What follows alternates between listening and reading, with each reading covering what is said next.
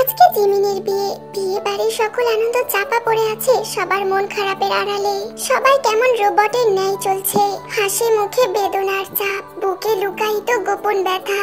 আকাশে মেঘের আনাগোনা, যেন আকাশেরও মন খারাপ। বগুম সকাল থেকে নিজের রুমে বসে আছে দরজা আটকে। কি করেছে সে কিছুই বুঝে উঠতে পারছে না। সে তো তেকে হারাতে চায়নি, বরং আজীবনের জন্য তেকেই চেয়েছে। কিন্তু কি হয়ে গেল এটা?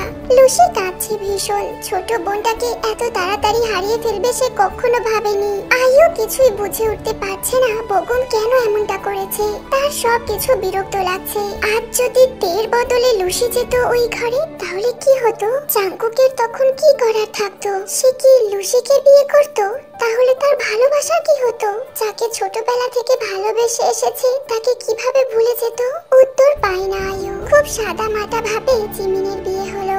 বিয়েতে কোনো সানাই বাজেনি, কেউ কান্না করেনি। জিমিন বিয়েতে একটুও কাঁদেনি। পুরোটা সময় রোবটের মতো ছিল অনুষ্ঠানে। বগুম বের হলো জিমিনের বিদায়ের সময়। জিমিন সবার থেকে বিদায় নিল, কিন্তু বগুমের সামনেও গেল না। ফিরেও তাকিয়ে দেখলো না বগুমের দিকে। জিমিন চলে যাবার পর সবাই বগুমকে নিয়ে বসলো। জিন নীরবে কেঁদে চলেছেন। ছেলেটার তো এমনিতেই কপাল পোড়া, এখন সেই সাথে জুটেছে নিজের মেয়ের কপাল। তেহুম যে বড় অবুঝ, সে কিভাবে সংসার করবে?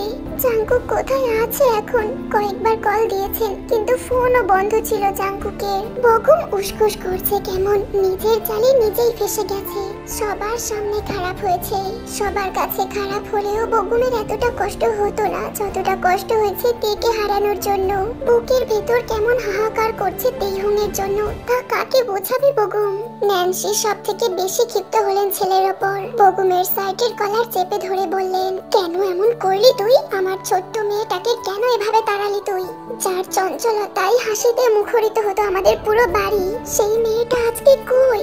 আজীবন যে ছেলেটা কষ্ট পেয়ে এসেছে, সেই ছেলেটা একেবারে আজকে বাড়ি ছেড়েছে। কেন তুই এমন করলি? বগুম মাথা নিচু করে বসে রইল। কি জবাব দেবে সে? কিভাবে বলবে কেন এমন করেছে সে?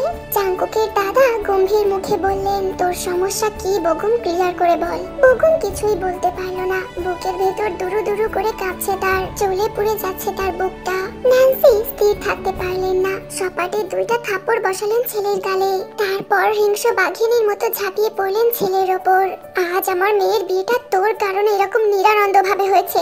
আমার বাড়ির হাসির উৎস হারিয়ে গেছে।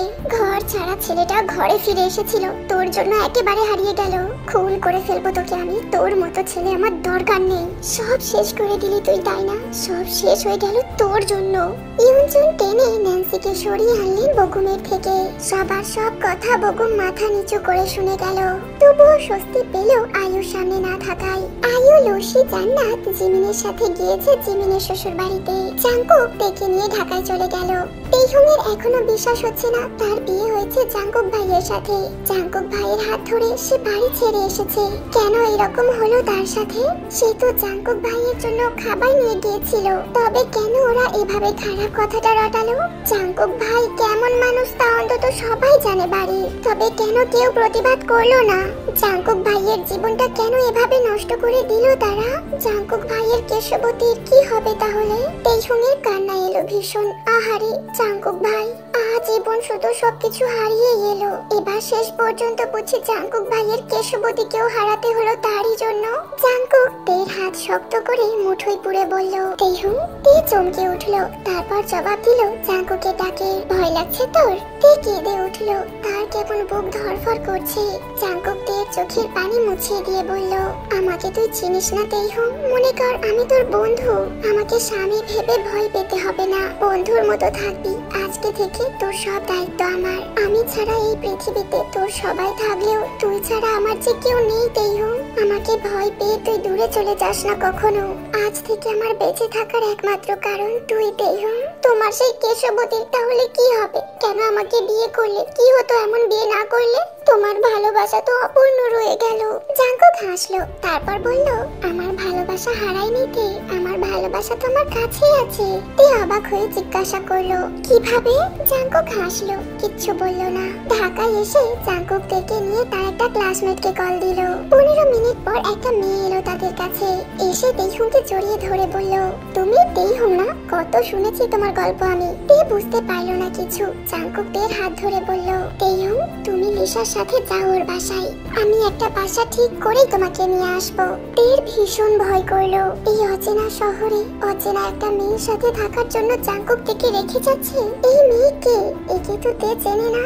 জাংকুক ভাই যদি আর না আসে। তে জাংকুকের হাতটা চেপে ধরে রাখলো। কেঁদে উঠলো তে জাংকুককে ধরে। তারপর বলল, আমি কোথাও যাবো না জাংকুক ভাই, আমি আপনাকে ছেড়ে কোথাও যাবো না, আমার ভীষণ ভয় করে। তের হাউমাউ করে কান্না দেখে জাংকুকের ভীষণ মন খারাপ হলো। কি করবে সে এখন? তেইহংকে সে কোথায় রাখবে?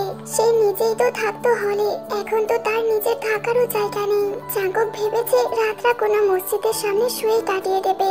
তের কান্না থামে না দেখে জাংকুক বুকে চেপে ধরলো তাকে। ভয় পাচ্ছিস? আমি আছি না তে, আমি থাকতে আমার বউয়ের কিচ্ছু হবে না, নিশ্চিন্তে থাক তুই। লিসা তেকে নিয়ে গেল তাদের বাসায়। চার বান্ধবী মিলে একটা ফ্ল্যাটে থাকে তারা। সবাই একই ভার্সিটিতে পড়ে। তে ভয়ে ভয়ে বসে রইল বিছানার এক পাশে। রাত 12টা বাজে। জাংকুক দাঁড়িয়ে আছে লিসাদের ফ্ল্যাটের উল্টো পাশে রাস্তার উপর। জাংকুক তেকে লিসার সাথে পাঠিয়েও নিশ্চিন্তে থাকতে পারল না। তের জন্য তার মনটা কেমন আনচান করছে। তে নিজেও ঘুমাতে পারছে না, তার কেমন ভয় লাগছে। এখানে কাউকে সে চেনে না, কিভাবে থাকবে সেখানে তাহলে? ভয়ে এসে বারান্দায় দাঁড়ালো সে। এসে দেখে জাংকুক রাস্তার পাশে দাঁড়িয়ে আছে। তের হঠাৎ করেই কান্না পেল। জীবন কেমন করে বদলে গেল একটা ঘটনায়। দায়িত্ব কি একেই বলে, যেই দায়িত্বের জন্য জাংকুক এত রাতে এসে দাঁড়িয়ে আছে? রাতে আয়ুর মা বকুমের মাকে ফোন করলো। তারা আগামী বুধবার দেশে আসছে। আয়ুর বিয়ে দিয়ে দ্রুতই মেয়ে ও জামাইকে নিয়ে আমেরিকায় চলে যেতে চায় তারা। আয়ুর বাবা মেয়েকে ছাড়া থাকতে পারছে না। ন্যান্সি শুনলেন, অন্য সময় হলে যেমন উৎফুল্ল হতেন, আজ আর সেটা হলেন না। বুকের ভেতরটা ভারী হয়ে আছে তার। ছেলেকে উচ্চ শিক্ষিত হয়তো বানাতে পেরেছেন, কিন্তু মানুষ বানাতে পারেননি তিনি। তার ছেলেটা মানুষ হয়নি। আজ এতদিন পর তিনি উপলব্ধি করলেন একটা স্বার্থপর নিজ মনের ছেলের মা তিনি। কাকে নিয়ে মিথ্যে অহংকার করতেন এতদিন? সকালে উঠে জেনির হাত ধরে বললেন, আমার জিমিন যখন ফেজুকে ভালোবাসে বলে জানালো, ভেতরে ভেতরে চুরমার হয়ে গেল মেয়েটা। সেই দিন আমি উপলব্ধি করেছিলাম আমি তোর সাথে অন্যায় করেছি। আর আজ কি মনে হচ্ছে জানিস? আজ মনে হচ্ছে তোর সবচেয়ে বড় উপকার করেছি আমি। অন্তত এরকম নোংরা মানসিকতার একটা ছেলে তোর জীবন সঙ্গী হয়নি। জেনি মামিকে জড়িয়ে ধরে কেঁদে উঠলো। কেউ বুঝতে পারছে না এখনো কেন বকুম এরকমটা করলো। কি লাভ হলো তার এটা করে? একটা হাসি খুশি পরিবারের শান্তি একটা ঘটনার জন্য বিলীন হয়ে গেল। একটা ছন্ন ছাড়া ছেলে আবারও সবকিছু হারিয়ে ফেললো। একটা ফুলের মতো মেয়ের জীবনে অনিশ্চয়তা নেমে এলো। কোথায় আছে তারা, কেমন আছে কেউ জানে না। জাংকুকের রাত কাটলো রাস্তার পাশে বসে বসে, আর তের রাত কাটলো অন্ধকার বারান্দায় দাঁড়িয়ে জাংকুককে পাহারা দিয়ে। সকাল হতেই জাংকুক চলে গেল। প্রথমে একটা ছোট বাসা নিতে হবে, আর তারপর ছোট্ট একটা চাকরির ব্যবস্থা করতে হবে। এতদিন টিউশনি করে নিজের একার খরচটা খুব ভালো করে চলতো। উপরন্তু আরো থাকতো ব্যাংকে, কিন্তু এখন তে আছে। যতবারই জাংকুক ভাবে তার বোকা ফুল আজকে থেকে তার হয়ে গেছে আজীবনের জন্য। চাইলেই সে ফুলটাকে দেখতে পারবে, আলতো করে ছুঁয়ে দিতে পারবে। একটা ছোট্ট বাসায় দুজন ছোট্ট একটা সংসার সাজাবে। ঘরের বাইরে থাকা ছেলেটা কারো টানে সময় মতো ঘরে ফিরে যাবে। ভাবলেই জাংকুকের ভীষণ আনন্দ লাগে। কখনো কি ভেবেছে এরকম সিনেম্যাটিক ভাবে সে তার ভালোবাসার মানুষকে পেয়ে যাবে? ভাবেনি কখনো। ভেবেছে কত কাঠ ঘর পোড়াতে হবে কে জানে। আল্লাহ হয়তো জুটি বেঁধে রেখেছিল তার ভালোবাসার মানুষের সাথে, তাই তো এভাবেই পেয়ে গেছে। সারা দিন রোদে ঘুরে ঘুরে জাংকুক বাসা খুঁজতে থাকে। আর লিসার বাসার বারান্দায় দাঁড়িয়ে তের চোখ দুটো খুঁজতে লাগলো জাংকুককে। সবার কথা মনে পড়ছে তেইহংয়ের। মা, বাবা, বড় চাচা, বড় চাচি, মেজো চাচি, নিজের ভাই বোন, চাচাতো ভাই বোন সবাইকে।